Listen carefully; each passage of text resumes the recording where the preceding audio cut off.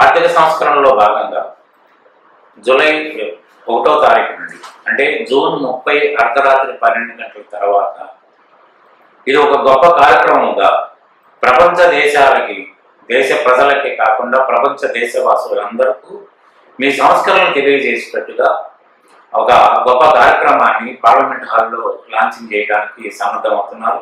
దీనికి అందరు అగ్రనాయకులు, ఇతర పార్టీ నాయకులు అందరూ హాజరు కాబోతున్నారు. అయితే ఇది గొప్ప సంస్కరణే. దీనివల్ల వారి అభిప్రాయం ఏంటంటే, కేంద్ర ప్రభుత్వ అభిప్రాయం ఏంటంటే, ఇప్పటి వరకు కేవలం 30% మాత్రమే డీలర్స్ ట్యాక్స్ కడుతున్నారు, 70% ట్యాక్స్ ఎవేజన్కి గురవుతుంది. కాబట్టి ఏంటంటే ఈ 70% కూడా మనం లేకుండా చేసినట్టయితే ఆర్థిక స్థితి గణనీయంగా పెరిగిపోతుంది. దాని వలన ఏంటంటే అటు కేంద్ర ప్రభుత్వం కానీ రాష్ట్ర ప్రభుత్వాలు కానీ ఆర్థికంగా బాగా బలపడతాయి. తద్వారా ఆ డబ్బుతోటి ఆర్థిక ప్రజా సంక్షేమ కార్యక్రమాలు అనుకున్న విధంగా చేయొచ్చు అనే ఉద్దేశంతో ఉంది. ఇది చాలా మంచి అభిప్రాయం. ప్రజా బీజం మేరకు చేస్తున్న పరిపాలనలాగే అనిపిస్తుంది. కానీ ఇంత గొప్ప కార్యక్రమాన్ని అమలు జరిపే ముందు అసలు ఎంతవరకు దీన్ని అమలు జరపగలుగుతాము, అమలు జరిపిన తర్వాత దీంట్లో ప్రాక్టికల్ డిఫికల్టీస్ ఏంటనేది కాస్త కూడా ఆలోచించినట్టుగా కనపడట్లేదు. కారణం ఏంటంటే ప్రతి ఆర్థిక సంస్కరణల వెనుక ఎన్నో ప్రాక్టికల్ ప్రాబ్లమ్స్ వస్తాయి. మన వ్యాట్ ఇంట్రొడ్యూస్ చేసినప్పుడు కూడా చాలా కాలం వ్యాట్ అర్థం కాక, క్యాల్కులేషన్ అర్థం కాక, అధికారులు తెలియక, మామూలు ఆడిటర్లు కూడా తెలియక అటు డీలర్లు ఇబ్బంది పడ్డారు, ఇటు రాష్ట్ర పన్ను ఆదాయం కూడా గణనీయంగా పెరగకుండా పోయింది. కాబట్టి ఏంటంటే ముందుగా అన్ని రకాల ఏర్పాట్లు చేసుకుని 4 కాలాలు లేట్ అయినా కూడా ఒక పకడ్బందీగా దీన్ని కనుక అమలు జరిపితే ఖచ్చితమైన రిజల్ట్స్ వచ్చి రావడానికి 100% స్కోప్ ఉంటుంది. కానీ ఈ రోజున ఎవరి మాట వినకుండా కంప్లీట్ నేను ఎవేజన్ ని కంప్లీట్ కట్ చేసేస్తాను, ఎక్కడ నెంబర్ 2 బిజినెస్ అనేది ఎక్కడ జరగదు, ఇది కనుక అందరికీ మేలు జరుగుద్ది. తర్వాత ఏంటంటే ఒకటే పన్ను విధానం వల్ల కన్ఫ్యూజన్ ఉండదు, 4 డిపార్ట్మెంట్లు మేమే అజమాయిషీ చేయదు, డీలర్ కూడా ఫ్రీగా ఉండొచ్చు అనే ఉద్దేశంతో చెప్పడం జరిగింది. మంచిదే, చాలా మంచిది. కాకపోతే ఏంటంటే దీన్ని అమలుపరచడానికి ఇటు సెంట్రల్ గవర్నమెంట్, స్టేట్ గవర్నమెంట్ రెండు కలిసి పనిచేయాల్సిన పరిస్థితి.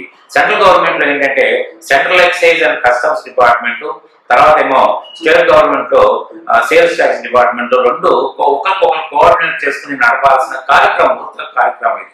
అయితే జరుగుతుంది ఏంటంటే ఇవాళ సెంట్రల్ గవర్నమెంట్ సిబిఈసి అంటే central board of excise and customs department వాళ్ళే కమిషనరేట్ అంటే వాళ్ళ ఆధ్వర్యంలోని ఈ కార్యక్రమాలన్నీ జరుగుతాయి.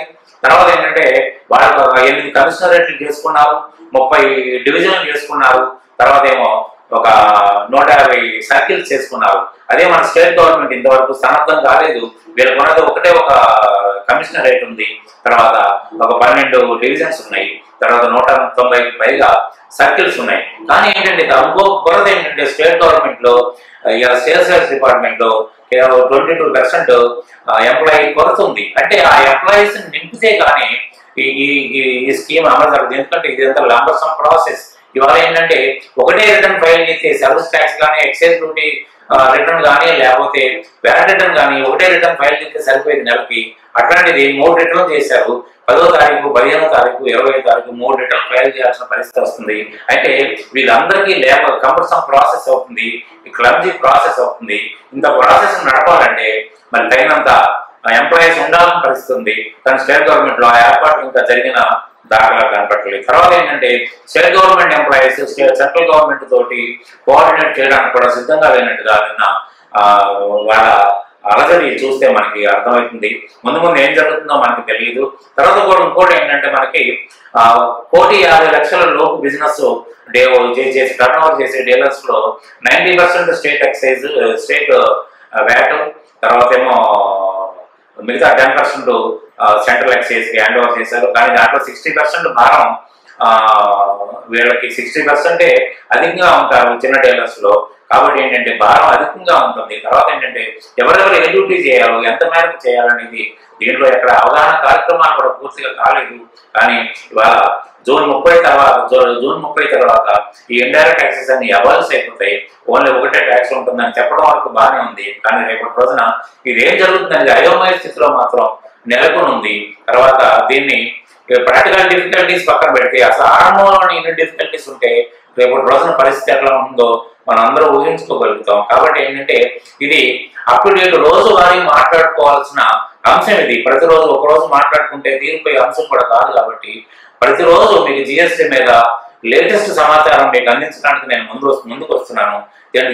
ఈ కార్యక్రమంపై మీకున్న అభిప్రాయాలు కానీ, సందేహాలు కానీ, ఇంకేమైనా సజెషన్స్ కానీ మీరు ఇచ్చినట్టయితే నా కామెంట్ రూపంలో నాకు నా ఛానల్కి అందించండి. తప్పనిసరిగా మీకు సహకరిస్తాను. మీ క్వరీస్ అన్ని ఆన్సర్ చేసి ప్రయత్నం చేస్తాను. ఎవరు దీని గురించి డౌట్ పడాల్సిన అవసరం లేదు, ఇబ్బంది పడాల్సిన అవసరం లేదు. కాబట్టి మీరందరూ కాస్త దీని మీద దృష్టి సారిస్తే మనం కూల్ కావడానికి ఎంతో అవకాశం ఉంది. కాబట్టి ఏంటంటే నెక్స్ట్ కార్యక్రమం కోసం మనం ఎదురు చూద్దాం.